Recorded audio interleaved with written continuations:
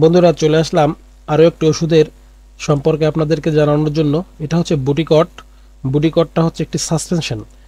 এটি 0.5 milligram 2 ml করে থাকে। এটা ইনসেপ্টা কোম্পানির একটি ওষুধ।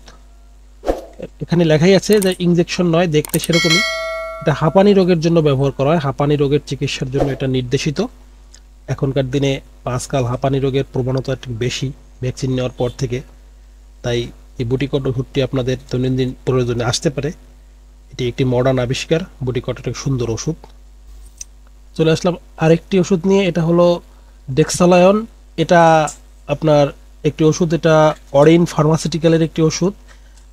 এটা সাধারণত ব্যবহার করা হয় প্যাস্ট্রিক ulcer, duodenal ulcer, gastric ulcer এবং এইচ পাইলোরি নির্মূল করতে।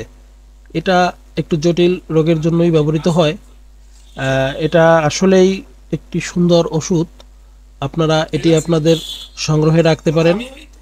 এর দাম হচ্ছে 10 টাকা করে প্রতিটি। এটি ক্যাপসুল। এটি 10 টাকা করে একটি দাম। আর এটি হচ্ছে ট্রাইপটিন 25।